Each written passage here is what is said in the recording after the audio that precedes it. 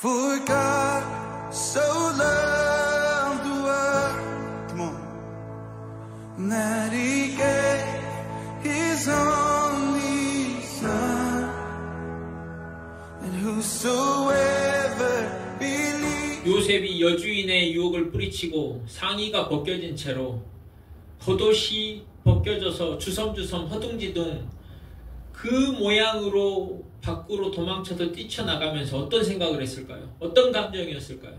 자신이 이 애굽 땅까지 와서 여기에서 부지런히 열심히 성실하게 신앙을 지키려고 지금까지 노력해왔는데 안쪽에서 소란이 일어나고 그 여주인이 소리소리 고함을 치르면서 이 히브리 종이 하는 나의 뒤에다 대고 그 소리를 들으면서 만약에 도망쳤다면 나는 이제 큰일을 겪겠구나. 내가 그동안 노력해왔는데 나 그동안 이렇게 칭찬받을 정직하게 살려고 했는데 나는 이제 누명을 쓰고 모함을 당하고 큰일을 당할지도 모르겠구나 했을 거예요. 요셉이 보디발에게 만나서 보디발에게 자신이 그런 일을 하지 않고 자신은 정직을 지키려고 했습니다. 설득해본들 그런 장면이 성경에 써지지도 않았죠. 구차하게 거기서 이야기한들 이게 바뀔 리가 없었던 거예요. 여러분, 이 애굽의 왕의 친위대장이 자기의 아내를 겁탈하려고 했다는 그 말 하나로 그리고 그 이야기를 들었던 하인들이 전부 다 요셉을 손가락질했을 것이 뻔합니다. 누가 요셉의 편을 거기에서 들어줬겠어요? 요셉은 그러니까 어떤 사람입니까? 아주 파렴치한 범임에 틀림이 없는 사람이 아무리 요셉이 아니라고 강변을 한들 그 웃더리 옷이 그 여인의 손에 딱 있는 한은 요셉은 증거를 남겨놓고 도망쳤어요. 그러니까 아무리 요셉이 이야기한들 씨도 안 맥히는 말이죠. 즉 요셉은 자신이 그동안 얼마나 성실히 열심히 노력했는지와 관계없이 이제 누명을 쓰고 처박히게 생겼어요. 감옥에. 그 상황에서 이 여인이 오늘 분명하게 뭐라고 말하고 있냐면 39장 17절에 이 말로 그에게 말하여 이르되 즉 자신의 남편이었던 보디발에게 말하면서 당신이 우리에게 데려온 히브리 종이 나를 희롱하려고 내게로 들어왔다라고 이야기하는데 이 여인이 아무리 증거를 가지고 있다고 한들 이 여인의 말은 거짓말이죠. 우리가 알고 있죠. 근데 이 여인은 지금 자신이 거짓말하는 걸 압니까 모릅니까? 알고 있습니다. 그런데 이 여인이 자신이 지금 요셉이 했던 일과 반대로 자신이 거짓말을 말한다는 것은 자기 자신 알고 있지만 정작 그래서 자기 자신은 실제 사건이 무엇인지 알고 자기가 지금 거짓말하는 것이 무엇인지 이 여인은 안다고 생각할 거예요. 그런데 정작 이 여인은 몰라요. 뭘 몰라요? 이 말하는 것부터 자신이 이게 진실이고 이게 거짓이라고 알고 있다고 말하고 있겠지만 자신은 무엇이 진실이고 무엇이 거짓인지도 몰라요. 왜냐하면 이 요셉을 이야기할 때 당신이 우리에게 데려온 이 말부터가 들렸습니다. 보디발이 요셉을 데려왔다는 것은 그냥 겉으로만 보이는 사실인 것 같은 그러나 진실이 아니에요. 왜 요셉이 여기에 와 있냐? 그것은 보디발이 요셉을 데려왔기 때문이 아니에요.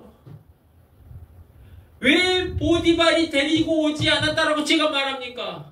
여호와께서 함께 하심으로 요셉이 이곳에 와 있었던 거예요. 그것을 보디발이 볼 수 있습니까? 아니면 보디발의 아내가 볼 수 있습니까? 자기는 사실을 알고 있다고 착각하죠. 그래서 자기는 자기 입으로 당신이 데려온 이 히브리 종이 여러분 제가 여기다 누명을 쓴 히브리 종 요셉이라고 했는데 누명을 썼죠.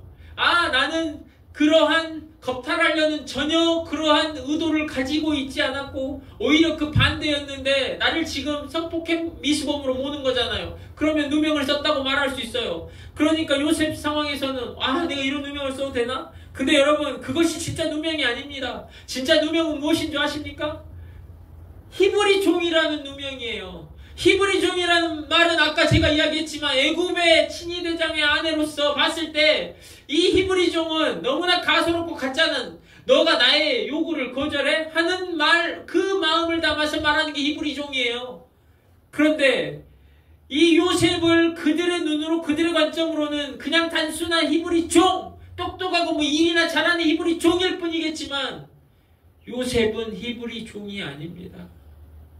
요셉은 하나님의 종이죠. 요셉은 그 살아계신 하나님 여호와께서 함께 하시는 하나님의 종이었던 거예요. 주변 사람들이 지금 요셉의 삶을 보면 가짜네요. 하찮아요. 별 볼 일 없어요. 그것은 그런데 누구의 시선입니까? 여기서 히브리 종이라고 모든 사람이 요셉을 가리키겠죠. 그러나 요셉은 히브리 종이 아니에요. 단순한 그 약소국의 종이 아니에요. 하나님의 백성이며 하나님의 종이죠. 여호와께서 함께 하시는 여호와의 종이죠. 그것이 요셉의 진짜 본질이고 그 누구도 그 주변에 있는 그 누구도 요셉을 보면서 그것을 알지 못해요. 절대 그들의 눈으로 깨달을 수 없어요. 그 사실을 우리가 기억해 보면 어떻습니까? 나라는 사람을 사람들이 볼 때 별 볼 일 없어 보여요. 형통한 삶이라고 말할 만한 것이 없어요. 가진 것이 별로 없어 보여요. 능력이 별로 없어 보여요. 그래서 사람들이 나를 볼 때에 범사에 형통한 여호와께서 함께 하시는 삶을 살고 있다라고 말하기가 어려워 보일 겁니다. 그런데 그것은 그들의 시선이지 그들의 관점에서 절대 깨달을 수 없는 부분이 바로 여호와께서 함께 하시는 그 부분이에요. 창세기 37장부터 창세기 50장까지 38장 한 장을 제외하고 13장에 걸쳐서 요셉의 삶을 묘사합니다. 그런데 그 중에서 요셉을 다 그냥 요셉이라고 부르는데 오늘 39장에 노예로 팔려와서부터 감옥에 갇힐 때까지 요셉에게 수식어구가 붙는데 그 수식어구가 무엇이냐면 여호와께서 함께 하시는 요셉이에요.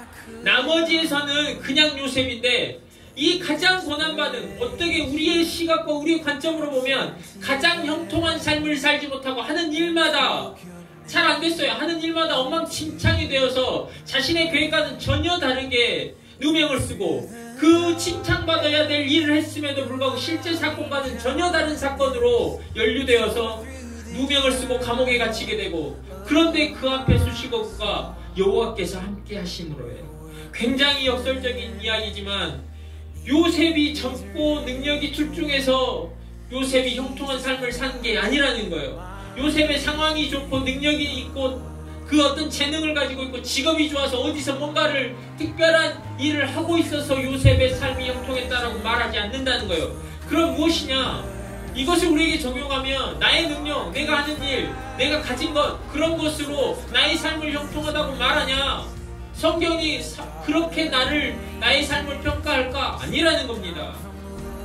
성경은 그런 것을 형통하다고 하지 않았어요. 그런데 우리의 삶은 내가 가진 능력, 내가 하고 있는 직업, 내가 가진 것, 그것 내가 얼마나 성공하고 있느냐 하는 어떤 사회적인 시각, 어떤 우리가 시스템 안에서 갖고 있는 그 관점 안에서 나의 형통을, 나의 성공을 공식화해서 착각하고 있다는 겁니다. 여러분 성경의 메시지는 오늘 본문을 유추해서 보면 내가 노예여도 형통할 수 있어요. 내가 외국에 감옥살이를 하고 있어도 형통할 수 있어요. 신학으로 와서 보면 베드로가 예수님을 따라다녔는데 세금 낼 돈 반세겔도 없었어요. 반세겔이 없던 자였어도 형통할 수 있어요. 우리 삶에서 갑자기 질병이 찾아오고 교통사고를 당하고 내 뜻대로 되지 않고 직장을 잃어도 그 사람의 삶이 형통하다고 말할 수 있어요. 무엇에 근거해서? 여호와께서 함께 하심으로 라는 그 구절